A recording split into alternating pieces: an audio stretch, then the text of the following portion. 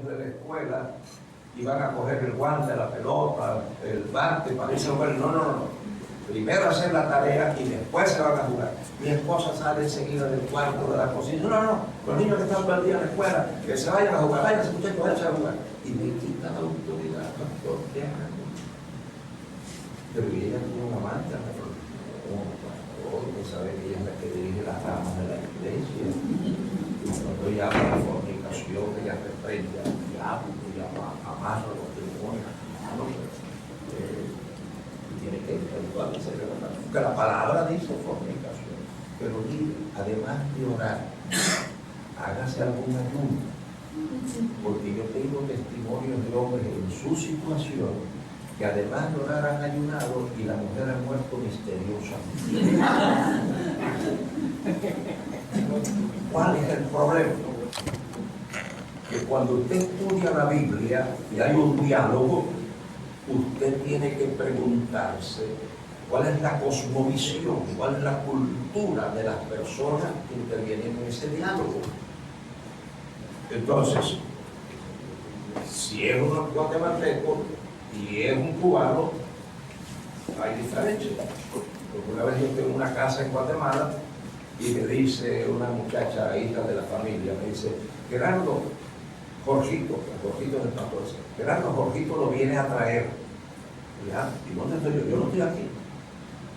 Usted sabe, Gerardo, usted sabe que cómo somos nosotros. Es que en Guatemala, cuando dicen te vienen a traer, es que te vienen a buscar. Entonces, cuando yo estoy en Guatemala, no me vienen a buscar, me vienen a traer. ¿Verdad? Con la Biblia pasa lo mismo. Entonces, en este diálogo, los dos son judíos. Entonces hay que entender fornicación en judío. Y para el mundo judío al que perteneció Cristo, fornicación tenía dos acepciones. Una acepción era sexual y la otra acepción era de fidelidad. En este caso sabemos que no se refiere a la parte sexual. Ustedes han leído en el Antiguo Testamento que Israel fornicó con dioses ajenos. ¿No han leído eso? ¿Se imaginan ustedes una nación teniendo relaciones sexuales con un ídolo? Allí significa Israel fue infiel a Dios con dioses ajenos. Por eso hay una nueva versión, la nueva versión internacional ya no usa la palabra fornicación, usa la palabra fidelidad conyugal, a menos que sea por infidelidad conyugal. Y cuando un hombre y una mujer van frente al cura, frente al pastor, y el hombre dice, y renunciando a todas las demás, ese es el voto sexual. Prometo cuidarte, respetarte, amarte, hasta que la muerte nos separe. Yo no sé quién ha separado esos votos. El hombre que maltrata física o emocionalmente a su esposa, a los ojos de Dios está en fornicación. Y la mujer se puede divorciar de él. La mujer que no respeta a su marido, que como en el caso yo le puse, le quita la autoridad frente a sus hijos, a los ojos de Dios está en adulterio, está fornicando. Si se hubiera explicado eso, ¿sabe cuánto dolor se habría ahorrado? Por la ignorancia de la Biblia. ¿Cuántas cargas se le ponen a la iglesia? Sencillamente al citar un versículo de la Biblia, pero que es un versículo de la Biblia que no está bien interpretado. Hay iglesias todavía que a las mujeres no se pueden cortar el pelo. ¿Por qué? Porque han leído que Pablo dice que la mujer no debe cortarse el cabello. Pero Pablo está escribiéndole a los corintios que es al mundo helénico. Y el cabello en la mujer era el símbolo de sujeción al esposo en el mundo griego. Entonces, cuando Pablo dice que no se puede cortar el cabello, está diciendo no puede faltarle el respeto a su marido. Ahora, una mujer mexicana, en México no se expresa la relación entre marido y mujer con el pelo, ¿verdad? Y usted cojo pelado. Y no le está faltando, el mexicano le está faltando el respeto al marido. Bueno, cualquier día volvemos y tenemos algunas conferencias de hermenéutica. Pero es que, ¿por qué yo vivo tan libre? No sé si yo estudió la Biblia. Yo trabajo con gente liberal, que si me fuera a llevar por las licencias que ellos dan, a las pailas del infierno va a ir. Como un americano allá en una iglesia americana en Miami, que yo voy a alquilar, y a ver si me alquilaba espacio en el templo para dar estudios bíblicos. Yo digo, no, ¿por qué no nos juntamos, nos unimos, trabajamos juntos en lugar de alquilarte? Digo, vamos a conversar. Y lo primero que no me pregunta es acerca de la homosexualidad. Y cuando yo le di mi posición cristiana radical, dije, hermano, vamos a tener problemas.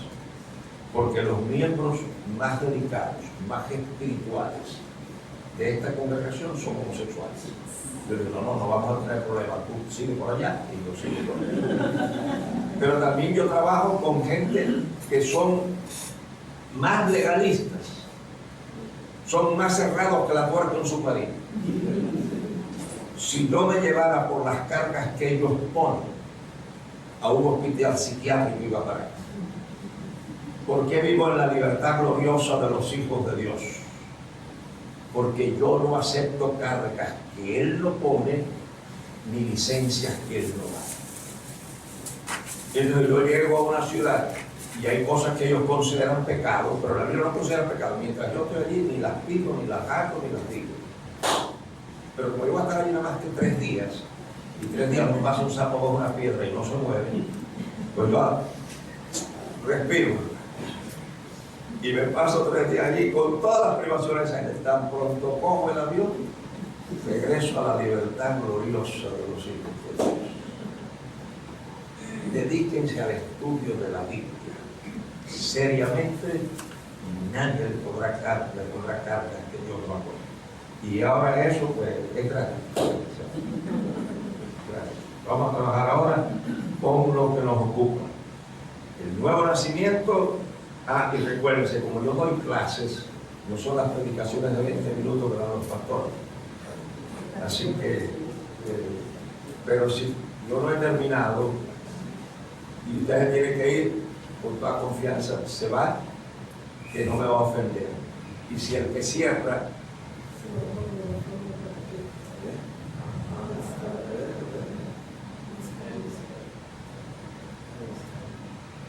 ¿ahora se oye mejor?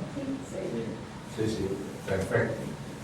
Y si el que cierra se tiene que ir, yo no he acabado, me deja la llave y yo la necesito. Cuando yo acabe, yo cierro. Porque así nadie me va a encontrar, pero ¿cuándo va a acabar? No. Yo acabo cuando usted quiera irse, ya se acabó. Cuando yo acabe, pues yo también me voy, pues solo me voy a quedar aquí. Muy bien. Cuenta clara que conservan la mitad. Fíjense. El nuevo nacimiento y la nueva criatura no es la misma cosa. Déjenme hacerles esta pregunta. Históricamente, ¿quién ha sido el peor enemigo que la iglesia ha tenido? Históricamente. Desde que la iglesia es iglesia, ¿cuál ha sido su peor enemigo? No me lo tienen estas preguntas que contestaron públicamente, pero para su consumo privado. Bueno, algunos dicen que es el diablo, que es la televisión, que son los ateos, que es el comunismo. No. El peor enemigo que tiene la iglesia es el que asiste a la iglesia, dice que es cristiano y en su vida no lo es. Ese es el peor enemigo que la iglesia ha tenido.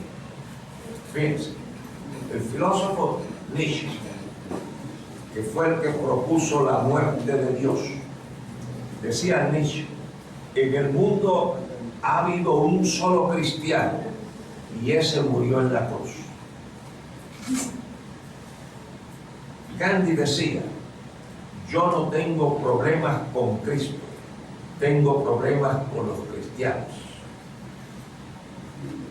Yo estudié en la Universidad de Nueva York historia de la esclavitud. Llamaba el curso Sistema Transatlántico de Esclavitud. Y el profesor era un hombre de la raza negra, el doctor Okoye, un hombre alto, estaba con ese gorro que usan ellos y una manta encima. Él era de la ciudad de Enugu, en Nigeria. Un hombre de un conocimiento que yo no he visto limpias. El doctor Okoye, en un pizarrón grande, llenaba el pizarrón de datos históricos, no diciendo que en el siglo XIV o en el siglo XIII. Él ponía el día, el mes y el año. Llenaba el pizarrón de datos históricos, lo borraba y lo volvía a llenar de datos históricos. Y yo nunca vi al doctor Okoye con un papel en la mano. Yo nunca lo vi a él así como lo que yo tengo aquí. Nunca lo vi. Yo pensé que un hombre de esa erudición iba a ser fácil explicarle el Evangelio. Y le hablé del Evangelio al doctor Okoye y me dijo, yo no puedo ser cristiano. Doctor Okoye, ¿cómo es posible que usted me diga que usted no puede ser cristiano? Dice, porque los cristianos no se esclavizaron. Yo le dije, doctor Okoye, no, usted está equivocado. Los cristianos no los esclavizaron. Gente que se llamaba cristiana los esclavizó. Y él me dijo, esa distinción que tú haces, yo no la puedo hacer. Los que los esclavizaron se llamaban cristianos, por lo tanto el cristianismo nos esclavizó, por lo tanto yo no puedo ser cristiano. Mira, pero ¿cómo? Si usted se llama cristiano y la conducta suya no es cristiana, la ley de la contradicción es lógica. ¿Cómo se expresa? Diciendo que uno siempre niega lo contrario a lo que afirma, o afirma lo contrario a lo que niega. Si usted dice que está enfermo, si usted afirma que está enfermo, ¿qué es lo que está negando? Que está sano.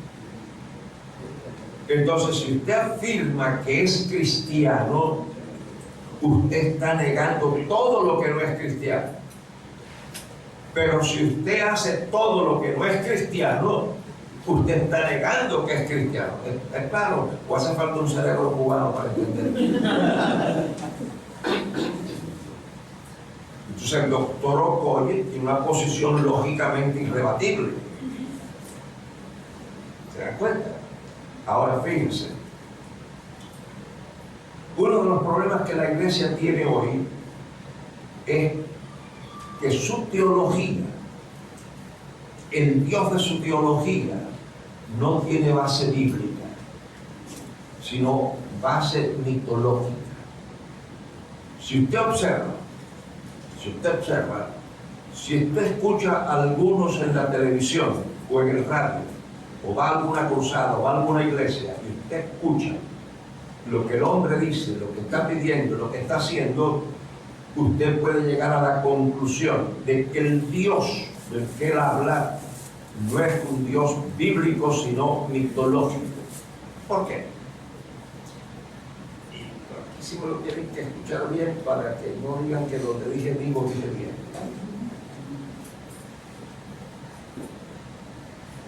Cuando usted estudia mitología, el Dios mitológico, no importa de qué mitología sea, una de sus características es que su poder es absoluto, que tiene omnipotencia absoluta. El poder del Dios mitológico corresponde con la definición que en sociología se da del poder. En sociología, poder es la capacidad de actuar sin que nada te limite. El Dios mitológico tiene una omnipotencia absoluta, pero el Dios bíblico no tiene una omnipotencia absoluta. El poder del Dios bíblico es un poder relativo. Ahora, aquí no me tienen que escuchar bien, porque a lo mejor ya algunos están orando por mí. Fíjense, una de las cosas que distingue a un Dios mitológico del Dios bíblico es que el Dios mitológico puede hacerlo todo, cualquier cosa que se le ocurra la puede hacer. El Dios bíblico no. ¿Por qué? Porque en su omnipotencia absoluta, el Dios bíblico tiene omnipotencia absoluta, pero en su omnipotencia absoluta la relativizó, y eso lo hace distinto a un Dios mitológico. ¿Por qué? Porque hay cosas que el Dios bíblico no puede hacer. La Biblia dice que es imposible que Dios mienta. Eso usted nunca lo va a encontrar en la mitología. El Dios mitológico puede mentir o decir la verdad a su discreción, porque para eso es Dios. El Dios mitológico puede engendrar una hija y violarla, porque para eso es Dios omnipotente. El Dios bíblico no puede mentir. El Dios bíblico nunca hará nada inmoral.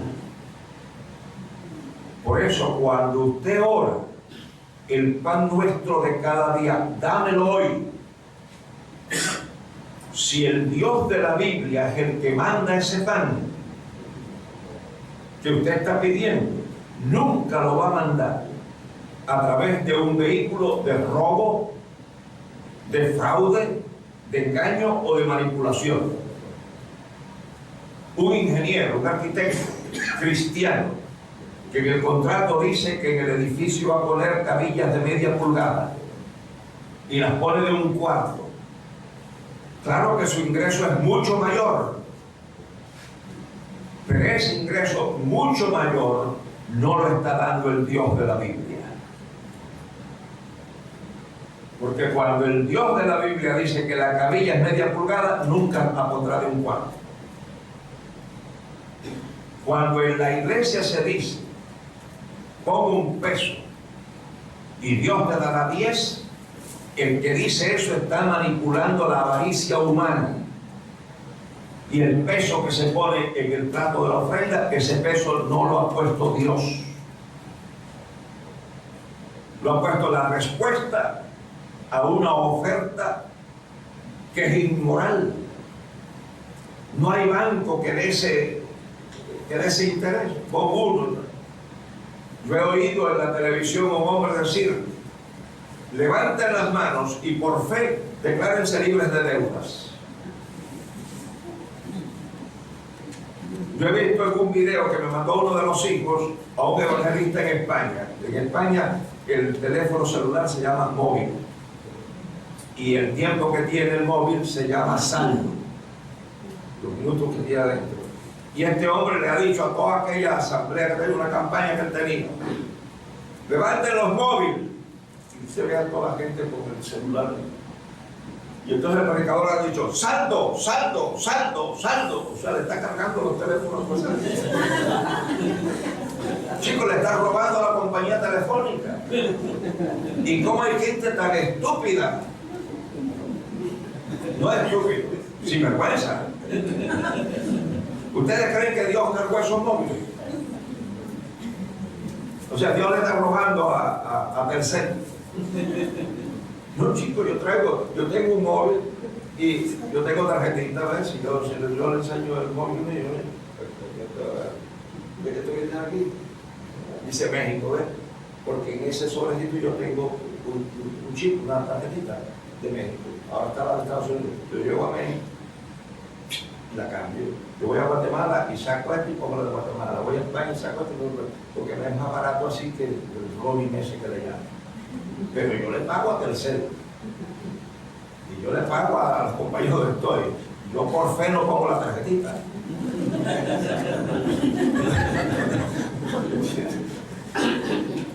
Entonces se dan cuenta, no. Ese no es cristianismo bíblico, y el Dios que hace esas cosas no es el Dios de la Biblia, porque el Dios de la Biblia es un Dios moral. Por eso es que yo puedo decirles a ustedes que la fe es conducta, y donde no hay conducta no hay fe. ¿Por qué? Porque la Biblia enseña que lo que distingue a un cristiano es ¿qué cosa? Por sus frutos los conoceréis. A mí no me impresionan los que se tiran, los que tiemblan, los que están oyendo la voz de Dios. A mí nada de eso. Yo trabajo con todo el mundo. Yo voy a lugares donde mientras llegue el momento de predicar tengo que cerrar los ojos. Porque si los dejo abiertos, me voy a poner a criticar. Y si me pongo a criticar, me voy a condenar y entonces me voy a fregar. Entonces, ojos que no ven, corazón que no siente. Yo hago esto, cierro los ojos y me voy a la biblioteca a leer. Hasta que dicen, y ahora Gerardo con el estudio. Yo vuelvo. Y a ver, una vez abrí los ojos y había dos mujeres tiradas en el piso allá y le habían puesto unas toallas encima. Y al lado de la silla mía había una mujer tirada en el piso y un hombre casi encima de ella sacándole no sé qué cosas que la pobre señora tenía. Luego a gente que sienten a Dios y que dice qué cosas y que le hablaron y yo respeto todo eso. Yo a veces estoy en iglesias y yo estuve en una que el silencio hacía ruido. Los signos los tenían escritos en una cajita allí, el número 1, el 4, y usted no puede decir, hermano, podemos cantar con el no está allí.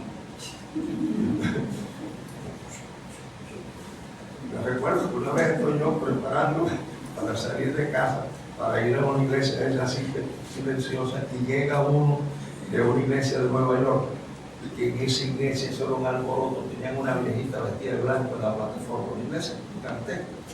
Y yo digo que esa viejita era el termostato de la iglesia, porque ellos estaban diciendo, aleluya, aleluya, el libro. Pero a veces el culto iba así como que se iba como apagando, ¿no? Y la gente decía, alábalo que no está muerto, y arrancaba otra vez. Y él venía de ahí. Cuando llega a casa y yo sé que yo voy a predicar a una iglesia completamente diferente, oye, Narváez, el lamento que estoy saliendo ahora para la iglesia, ¿verdad? Yo le digo, no, Gerardo, yo te acompaño. Mira, Narváez, la iglesia donde yo voy no es diferente a la que tú vienes. No importa, te habla, yo te acompaño. Mira, Narváez, a lo mejor allí te presentan como estás por tu parte y tenemos una hermana Narváez que digamos que tiene el corazón, por favor. Ni dicen que tú estás allí, pero no importa, ¿verdad? Porque yo voy contigo. Bueno, mira, pero no. Ven acá y habla, ¿tú no quieres que yo vaya contigo? Mira, Narváez, la verdad es que no quiero que tú vayas conmigo. Porque donde yo voy es diferente. Me dice, ya mira, pero yo no tengo entendimiento, yo no sé comportar. Vamos. Muchachos, cuando llegamos allá, eso es aquí una cosa. Y Narváez sentado en medio del templo, y en eso de momento Narváez decía, ¡aleluya! Y todo el mundo miró cuando estaba Narváez. Cuando salimos, como la verdad es que él no era un tipo serio, cuando se sigue tanto como yo, le digo, Narváez, no te pudiste aguantar. Y me dice, ya mira, cuando la palabra me toca, yo tengo que alabar. Pero entonces, lo hice mal, no lo hice bien. Digo, no, chico, o alabaste a Dios, el problema no lo tienes tú, lo tienen ellos. A mí no me impresiona ni el silencio ni la bulla. Me impresiona la conducta. Porque la Biblia dice que el Señor Jesucristo dijo, en aquel día me diréis, en tu nombre echamos fuera demonios, en tu nombre sanamos enfermos, y yo les diré, no os conozco, apartaos de mí, obradores de maldad. Porque el cristianismo es conducta. Y donde no hay frutos, no hay cristianismo, tan fácil como eso. Fíjense, yo sé del testimonio de una mujer china de tiempos anteriores al comunismo, la época de Chiang Kai-shek. Y esta mujer dice que se educó en una escuela cristiana, esa escuela que ponen los misioneros. Y en su testimonio ella dice, el director nunca me habló de Dios. Ahora usted enseguida reacciona. ¿Cómo es posible que en una escuela cristiana nunca le hayan hablado de Dios? Pero ella sigue diciendo, yo conocí a Dios a través del director. ¿Qué les dice eso ahora? Por eso se ha dicho, vive el Evangelio. Y si en algún momento tienes que decir algo del Evangelio, vive. ¿Estoy diciendo yo que no repartan tratados? ¿Estoy diciendo yo que no den su testimonio? ¿Estoy diciendo yo que no le hablen del Señor a la gente? No. Pero yo estoy diciendo que hacer todas esas cosas sin una vida que articula lo que esas cosas dicen, en lugar de ganar a la persona la enajena. No importa cuántos tratados usted reparta, no importa cuántas veces usted diga que acepten al Señor, que usted es cristiano, si eso no va con una vida que respalda, en lugar de hacerle bien a la iglesia, usted le está haciendo daño. Porque dice, ve, eso es lo que yo digo, ustedes son unos hipócritas. Mira cómo le habla del cielo y de todo, tiene muchas fuerzas. Ahora fíjense, sin nueva criatura no hay cristianismo. Por eso es que yo digo que hay cristianos que nacieron de nuevo y están en el cielo cuando mueren. Pero hay gente que se llama cristiana, que nació de nuevo, pero no desarrolló la nueva criatura y no están en el cielo. Fíjense, el ladrón en la cruz, yo espero encontrarlo en el cielo. Él nació de nuevo, pero está en el cielo y ese era ladrón de verdad. Tenía un posgrado en robar. Porque lo último que se robó saliendo de aquí fue la salvación. Ese no dio ofrenda, ese no testificó, ese no diezmó, ese no asistió al culto, ese no fue al ensayo del coro, ese no hizo nada. Aceptó y ¡pum! Para el cielo. Si poco antes allá viene el no, que nos equivocamos, chicos, y lo bajan de la cruz y lo curan y sigue robando, se va a encontrar allá con el Señor. Cuando Cristo le oye, estarán conmigo en el paraíso. Si lo bajan de la cruz y vuelve a la antigua profesión, ¿va a estar en el cielo? Claro que no. El nuevo nacimiento es suficiente si usted acepta a Cristo muriéndose, como el trabajo que yo hice. Yo los acompañaba desde la celda hasta el lugar de la ejecución. Un día, la noche que voy, le digo al hombre cuando abre la puerta de la celda, ¿estás preparado para lo que viene? Y me dijo, sí, porque de tal manera amó Dios al mundo, que ha dado a su Hijo unigénito, para que todo aquel que le cree no se pierda, mas tenga vida eterna. Y caminamos hasta el lugar de la ejecución. Y frente a los 8 soldados que lo iban a fusilar, tuvimos un breve momento de oración. Y cuando yo dije amén, ese hombre me abrazó con una tranquilidad frente a 8 soldados y me dijo, allá nos veremos. Y lo ejecutaron. Y yo estoy esperando verme con él. Porque aceptó al Señor. Pero si ese hombre se queda aquí y no sigue, la vida cristiana, al cielo no va. Fíjense ustedes, miren ustedes como dice aquí la Biblia. Vamos a ver. No es que no veo bien, es que las letras son muy chiquitas.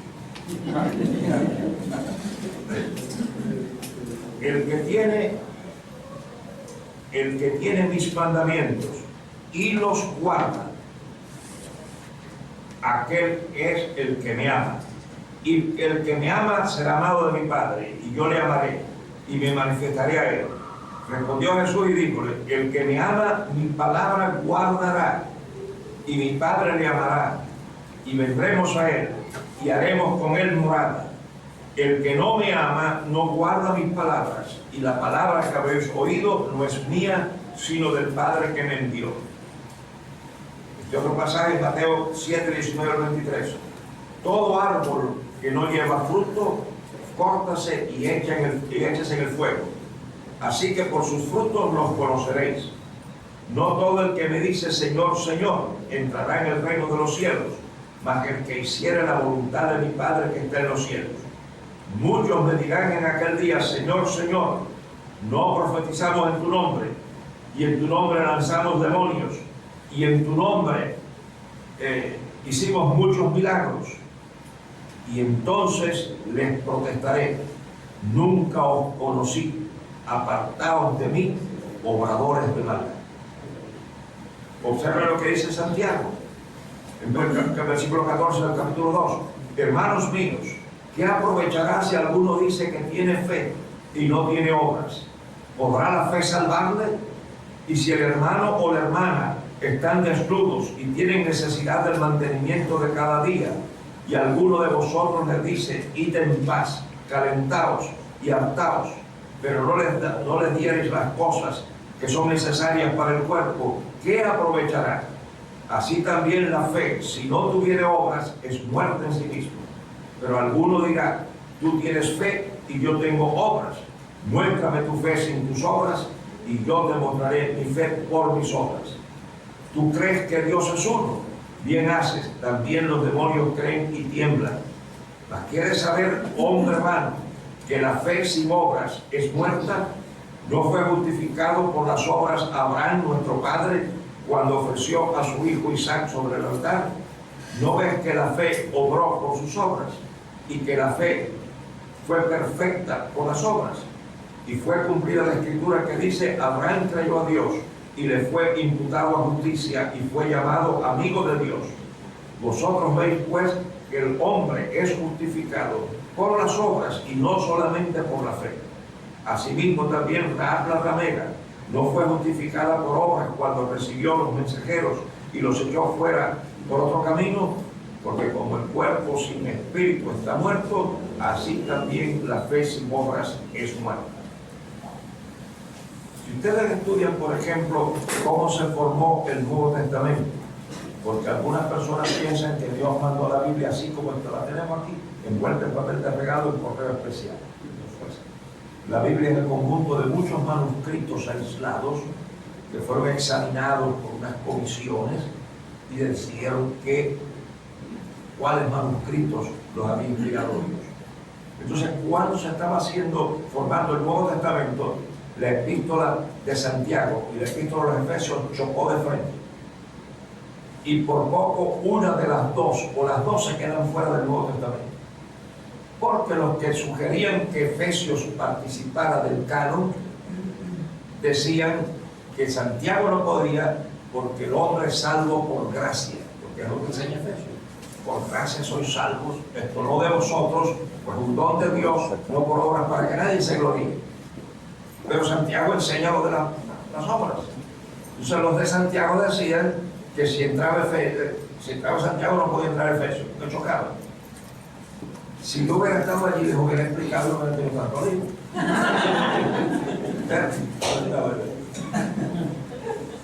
Por fin se les encendió el bombillito y descubrieron que no hay conflicto entre las dos. Santiago dice una cosa y Pablo dice otra cosa, pero la combinación de las dos cosas es esta. Pablo dice cómo uno se salva, y uno se salva por un acto de gracia divina, no por obras. Santiago dice cómo se expresa o se articula que uno está salvado. ¿Ven? Y por eso entraron las dos epístolas. Yo soy salvo por fe en Jesucristo, un acto de su gracia. Dios me engendra como su hijo y ese es el nuevo nacimiento. Santiago lo que dice es que si yo no me morí en el parto, yo voy a desarrollar una serie de características que indican quién es mi Padre. Tú siembras un maíz. ¿Cómo tú sabes si lo que sembraste nació o no nació? Cuando la planta surge. Entonces, donde no hay obras, no hay salvación. Porque uno es salvo por un acto de la gracia divina, pero uno expresa que esa gracia divina fue efectiva cuando tú articulas en tu vida el sistema de valores que es la fe cristiana. Y más adelante vamos a ver, pero les anticipo, cuando yo tengo una iglesia y presentan a Ramoncito, hermano, aquí tenemos al hermano Ramoncito, si lo hubieran conocido antes de convertirse, un ladrón, un sinvergüenza, mala paga, bajo, un mujeriego, borracho, pero como Dios lo ha cambiado, le da gloria a Dios, aleluya. Eso me prueba la paciencia, porque al lado de Ramoncito está sentado Panchín, que lleva 20 años en la iglesia y sigue siendo el mismo sinvergüenza, el mismo vago y el mismo malapaga. Entonces me crea un problema ético, porque ¿cómo es posible que Dios haya cambiado a Ramoncito y a Panchín parece que se lo va a llevar el diablo por el infierno? Y la Biblia dice que Dios no hace excepción de personas, pero me va a decir que Dios cambió a Ramoncito y a Panchín no. Es que Dios no cambia a nadie. Dios da la gracia para el cambio y uno la articula o la malgasta. Por eso cuando yo me encuentre con Pablo, le voy a decir que una de las cosas que más le agradezco es cuando él dice: su gracia no ha sido en vano en mí. Porque yo he tenido que atender pastores, más de uno, enredados en las patas de los caballos, en situaciones de inmoralidad. Y sin embargo, yo conozco pastores de una trayectoria intachable. Es que a este que se enredó en las patas de los caballos, ese es un bastardo, ese no es hijo de Dios. Pero a este que trayectoria Dios lo cuidó. No es así. Observen ustedes lo que la Biblia habla sobre el nuevo nacimiento. Fíjense. No se preocupen que de aquí no nos vamos a pasar. Un poquito más, después de cafecito y cositas. Fíjense, nuevo nacimiento.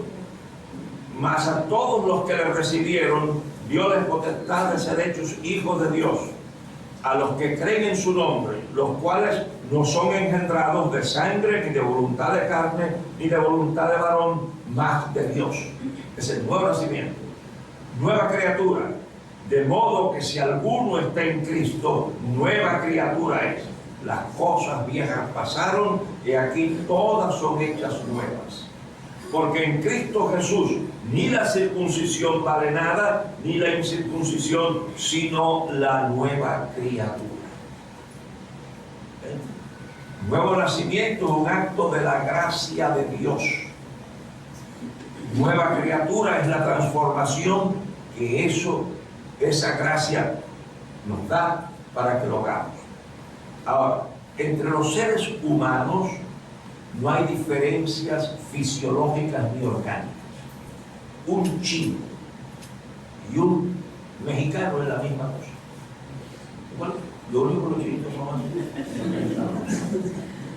Pero aquí nace un mexicano y recién nacido de una familia china se lo lleva y lo adopta y lo hace chino allá. Entonces, él va a vivir como chino. O un chino de allá lo trae para acá y lo hacen, ¿de acuerdo? El mexicano que se lleva para allá come sushi. Y el chino que trae para acá, lo que va a comer es panucho. ¿Entiendes? Le sacan el corazón a un mexicano y el corazón a un chino. Lo ponen y no hay cardiólogo que diga cuál es el del chino y cuál es el del mexicano. Fíjense ustedes, la diferencia entre los seres humanos no es fisiológica, es cultural. Y la cultura es la parte del ambiente que el hombre crea. Por eso es que Dios no tiene cultura. A mí me da mucha gracia porque alguna gente cree que Dios es judío. Pero no, Dios no es judío. Y un judío y un cubano son la misma cosa. No crean que el judío es superior ni esa cosa. Y Palestina igual que México. Yo respeto los que van a Israel, traen agüita de allá,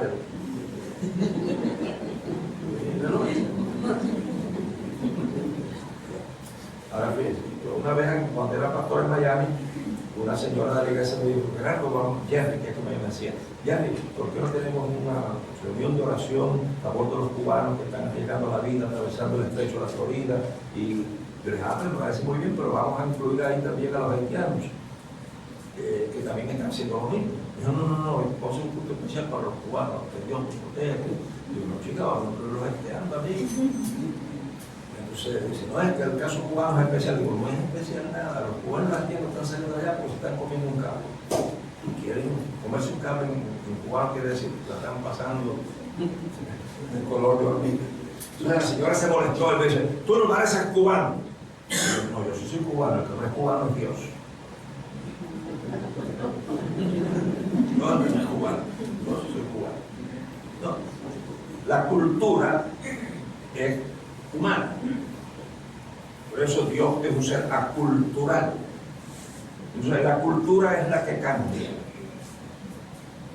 Cuando el sistema de socialización agarra al muchachito que nació en México y le va poniendo todo y lo hace mexicano. Los gustos son aprendidos, nadie nace con gusto. El miedo es aprendido. Bueno, hay lugares donde cuando empieza a tronar, relampaguear todo eso, la gente cierra las ventanas y corre la cortina y le dice a los niños, entra, que está relampagueando, porque piensa que un rayo lo va a matar. Y eso es ignorancia, porque miren, al que el rayo mata, ni lo ve ni lo oye. Eso es tan fulminante. Así que cuando tú oyes el rayo y ves la luz, dale gracias a Dios que esta vez el rayo no te llegó. O sea, oír un trueno y ver la luz de un rayo, dale gracias a Dios. Lo malo es que no la oiga, porque no lo vea. Pero Carmita viene de una familia donde no le tenía miedo, porque la mamá de Carmita, cuando empezaba a tronar y a relampaguear, en lugar de cerrar las ventanas, decía, ella abría la puerta o la ventana y traía a los niños y le decía, miren las cosas tan lindas que Dios hace. ¿Entiendes? Eso Carmita no me tiene miedo a mí, pero ¿por qué? Porque el miedo es aprendido. Yo he trabajado en la selva y yo he visto un niñito de este tamañito así caminar, salir de la casa y atravesar por un camino así y irse a otra casa solito, muchachito. Eso aquí no te... Los niños entran, que vienen, que los perros, que los cosas, vaya para el muchachito acá por la selva, como si fuera Tarzanito, ¿te entiendes? Porque el miedo se aprende, todo se aprende, los gustos se aprenden, lo malo se aprende. Por ejemplo, a ustedes les gusta el lechón asado. Si lo ponen en una varita y le dan vuelta sobre las brasas, sobre el carbón. Entonces ustedes le dicen, mira, el sábado vamos a tener en la orilla del río, vamos a tener una comida, un lechón asado de por allá. Y cuando usted llega, el lechón está dando vuelta y ya un callejito cruje. Se le hace la boca agua, ¿verdad? Pero eso no es un decir, es una función fisiológica. Cuando el ojo mexicano manda la imagen del lechón al cerebro que ha sido formado a la mexicana, lo interpreta como algo delicioso, le da órdenes a las glándulas salivales que echen a trabajar porque la saliva es necesaria para la ingestión. Pero si cuando usted llega, lo que está dando vuelta no es un lechón, sino es un perro. Uy. Pero si quien llega es un chino, Pelito Lico, ¿cuándo comemos?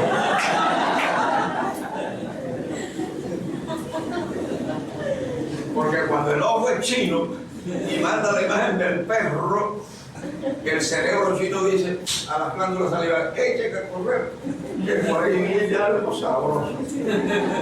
Yo le digo a los cristianos,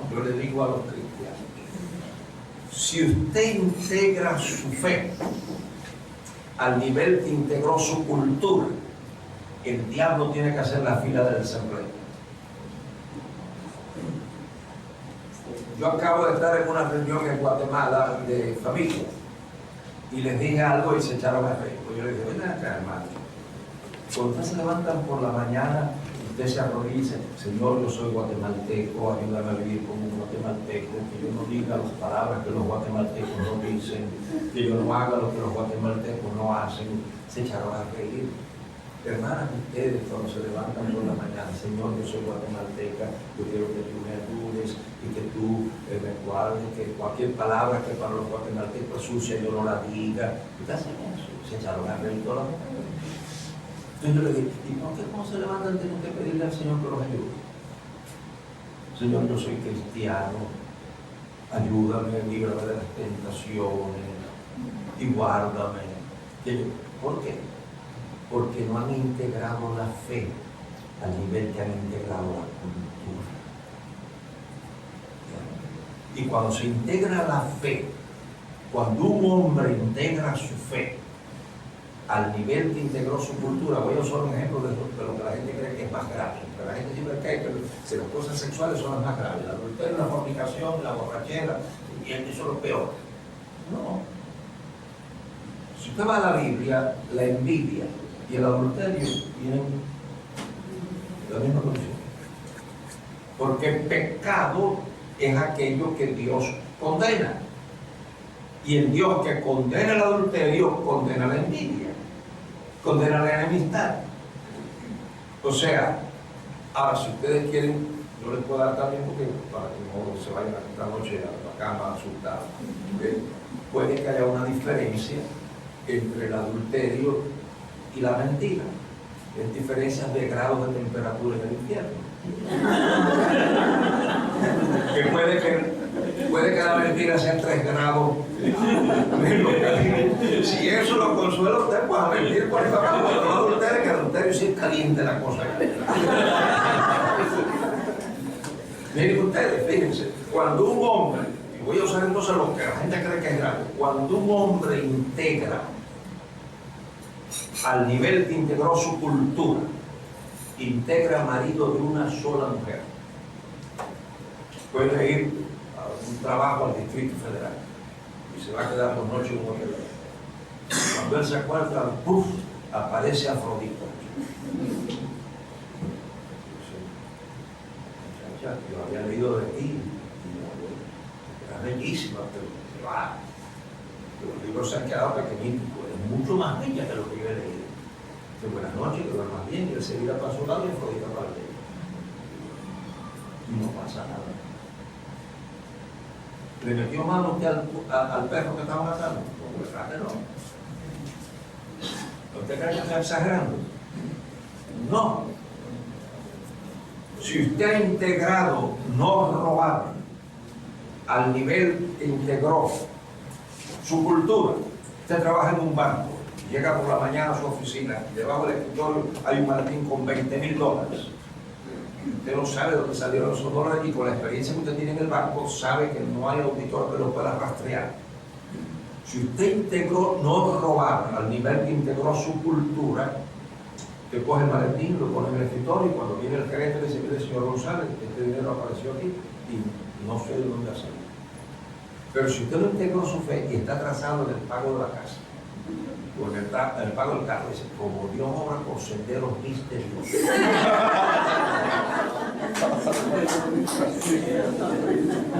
A lo mejor está en provisión divina y se quedó con los $20,000. Yo llevo muchos años en este negocio, hermano, yo sé de lo que le estoy hablando. O sea, yo llevo tantos años en esto que por bruto que yo sea debo haber aprendido algo.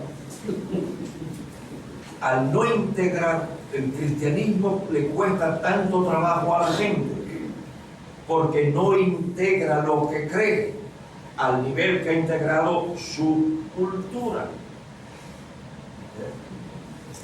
Ahora fíjense ustedes,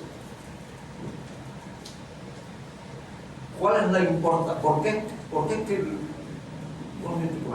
qué es que la gente cristiana en su conducta es tan floja? Yo no le quito la responsabilidad del individuo, pero una gran parte de la responsabilidad la tiene el magisterio de la iglesia.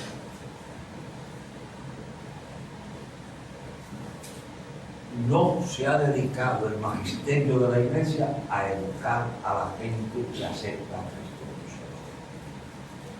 Un cristianismo más bien sensorial, de que vamos al cielo y que levantan las manos, que estamos contentos y gloria a Dios. pero no hay formación, no hay enseñanza. Y lo que produce la nueva criatura es el magisterio de la iglesia, la educación de la iglesia. Fíjense, vamos a usar el ejemplo de los niños. Yo he ido a casas donde el niño no respeta a nadie. ¿Sabe entonces el papá o la mamá lo que me dicen así como para explicarlo? Ay, es que ese niño está malcriado. Entonces yo le digo, ven acá, en castellano, si yo no estoy mal informado, malcriado es no bien criado. ¿Quién lo está criando? Pero me quieren dar la impresión de que el muchachito es malcriado como una tara genética, que eso es biológico, ¿tú entiendes? Que es un gene que trajo de mala crianza. No, chico, es cuestión de educación. Por ejemplo, una vez llegamos a la iglesia y a mí andaba con nosotros niños en otro lado, yo entro al templo con uno de ellos, el segundo hijo, así, chiquitos, y nos arrodillamos. Tan pronto nos arrodillamos, dice, digo, yo le dije en su casa, porque en la casa, antes de salir, en la carpintería le decíamos, tomen agua, hagan pipi, hagan caquita, porque las 2 horas de clase, a menos que estén enfermos, tu niño las puede pasar sin tomar agua, sin hacer pipi, sin hacer caquita, sentadito, tranquilo. Y yo no doy consejos que lo practico porque eso es inmoral. Permito una vez en un culto, me habían invitado a predicar, yo tuve que pasar al culto a predicar, y se quedó con los 3 niños en el baño. Cuando se acabó el culto, una dice, Carmita, que usted estaba con 3 nenes, porque eran puertorriqueños. ¿Cómo es posible? Pues es fácil. Educación. Yo le dije al niño que yo le dije en su casa. Conociendo mucho, que yo le dije en su casa, agüita, caquita, pipi, todo lo que es la calle. Como es primera vez que me lo hace, lo voy a dejar. Pero recuerde que esta es la última vez. Y cuando yo le decía a mi hijo la última vez, ellos sabían que lo bañan 10 veces después de la última. Él sabía que si eso me lo hacía otra vez, se iba a orinar los pantalones. Educación, formación. Entonces, en la iglesia, yo no digo la de aquí, yo no vivo aquí, pero en los otros países, no hay educación. No se habla de valores cristianos. ¿Cuántas iglesias se dividen porque no pueden vivir, porque no se pueden ver la cara por los domingos? Y piensan que yéndose con otra iglesia ya resolvieron el problema. No, la Biblia enseña que si llegas traes tu presente al altar y llegando al altar te acuerdas o te das cuenta de que hay problema con tu hermano, ¿qué es lo que dice? Vete y amístate y entonces tráela. Irte a otra iglesia no resuelve el problema. Pero iglesias que se dividen, y como yo trabajo con todo el mundo, y sigo trabajando con el que se quedó y con el grupo que se fue, porque yo no tengo ese problema. Pero cuando voy al grupo que se quedó, fue de Dios que se fuera a la basura. Yo me voy a la basura que se fue, me dice, fue de Dios que no fuera, porque allí estaba apagando el espíritu, ahora sí Dios está bendecido. No. ¿Por qué se dividen tantas iglesias? A mí me han invitado a asociaciones de pastores. Un fin de semana, de Ávila, queremos que vengas y nos traigas una conferencia sobre la unidad. Pastores quieren sucutirarlo loco. Porque cuando este pastor organiza esto, este no va, me dijeron.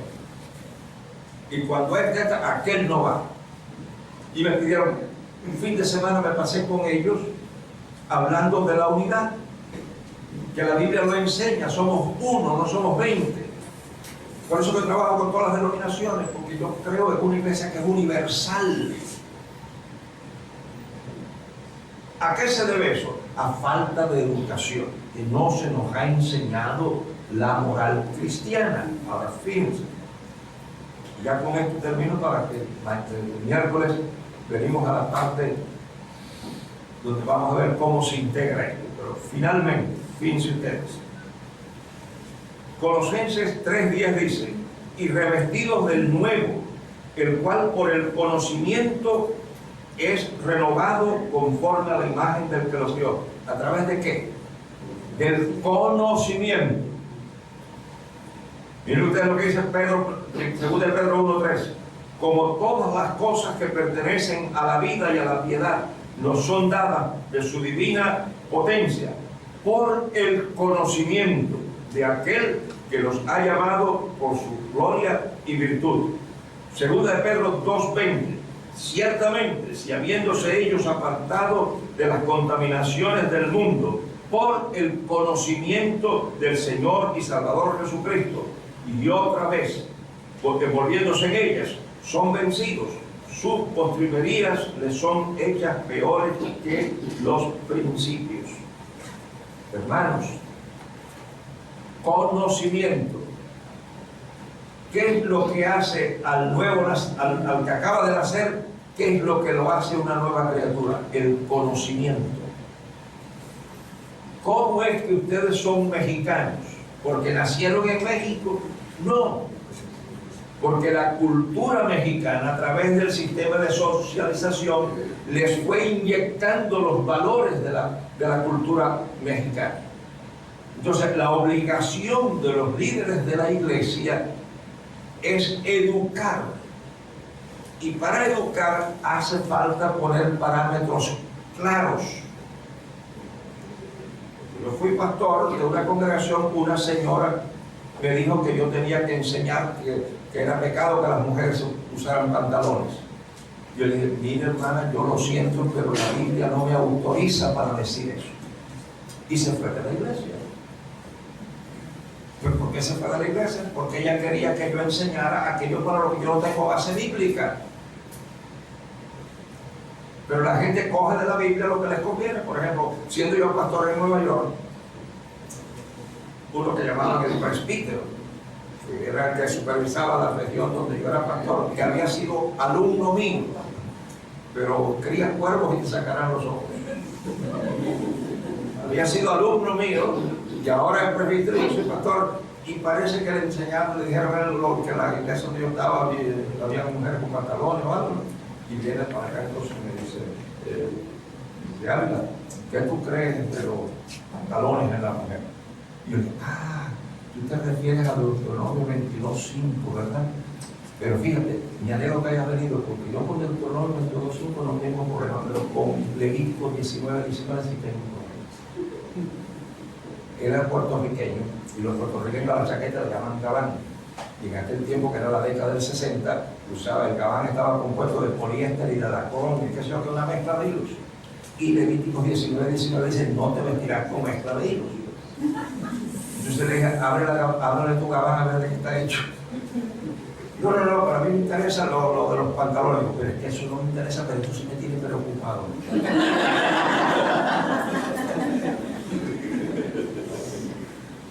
Mejor dejarlo. Que Dios te bendiga, y a ti también. Yo le pude haber explicado, pero ese tipo no venía a aprender. Uno no puede sacar de la Biblia un pedacito y dejar el otro. Entonces la gente lo que hace es que coge lo que le conviene, lo que le gusta. No, así no es. Yo le podía haber explicado que cuando una mujer se pone un pantalón, ya no se está poniendo ropa de hombre, porque anatómicamente la mujer a la que le sirve el pantalón de un hombre, la naturaleza se olvidó de ella. Le dio la espalda a la pobrecita muchacha. En el momento que una mujer se pone un pantalón, tiene que ser de mujer, chico, porque anatómicamente no puede ser una cosa. Lo que yo les pude explicar, lo que yo les pude haber explicado es que hay dos posibles interpretaciones de ese pasaje. Una es una región por la que viene Israel cuando está emigrando de Egipto.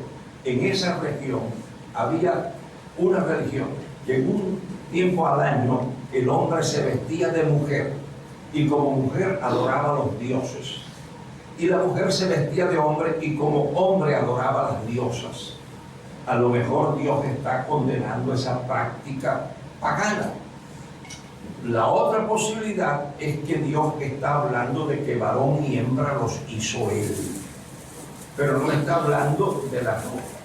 Ahora, yo se lo pude haber dicho, pero no. Ahora, uno no puede sacar de la Biblia lo que le conviene y lo que no le conviene. Entonces, la educación de la persona cristiana está en la Biblia. Esa señora quería que yo enseñara algo que yo no puedo enseñar.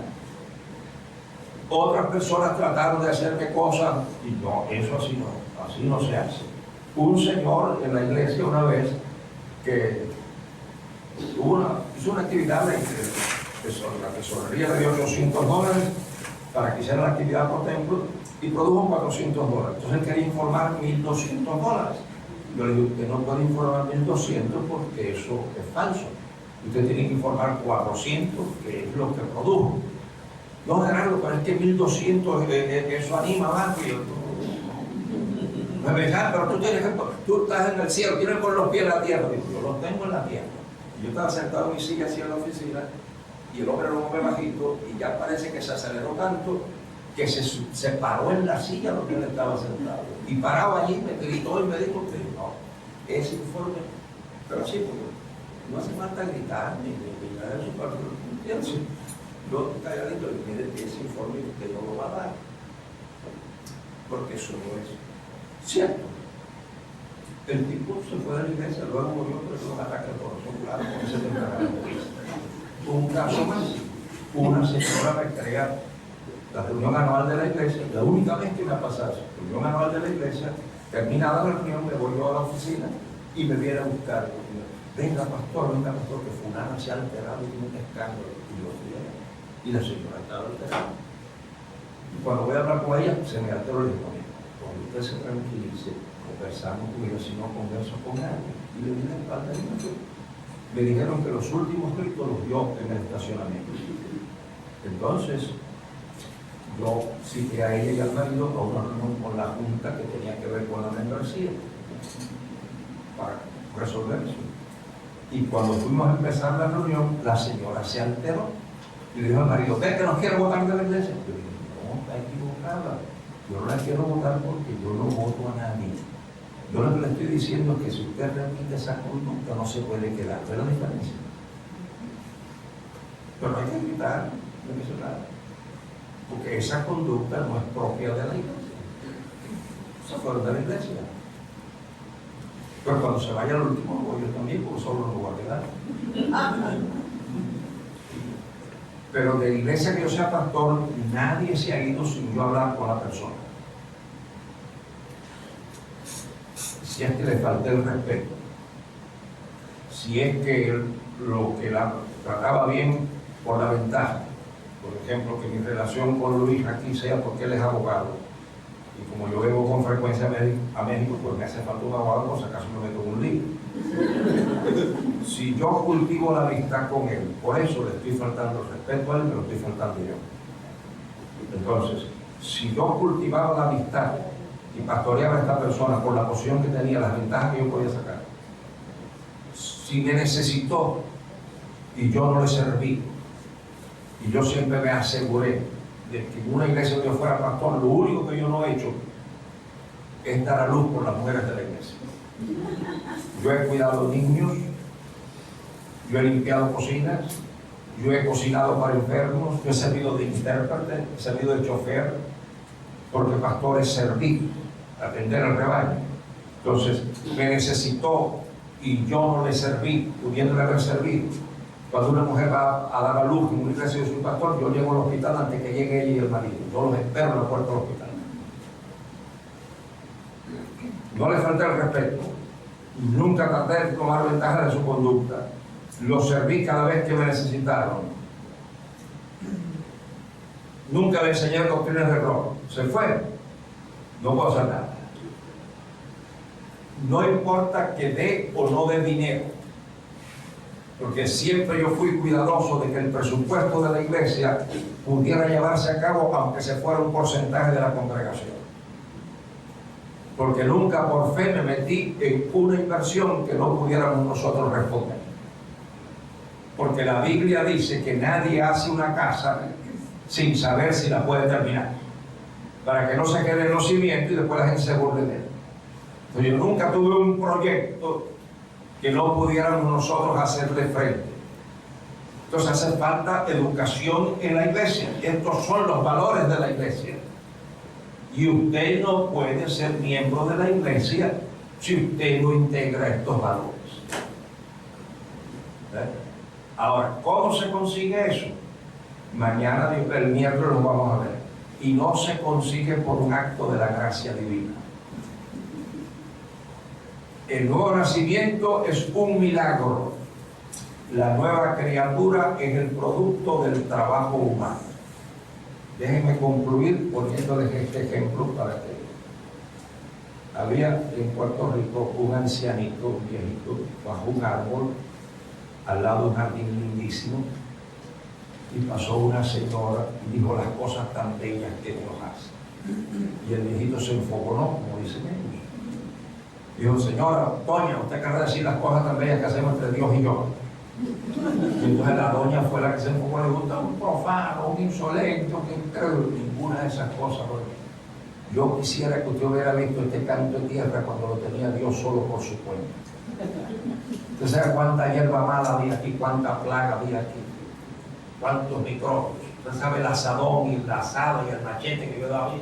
Usted sabe el agua que yo he cargado en estos bombritos del arroyo, la quebrada, como le dice aquello, que está a medio kilómetro. Este jardín lo hicimos entre Dios y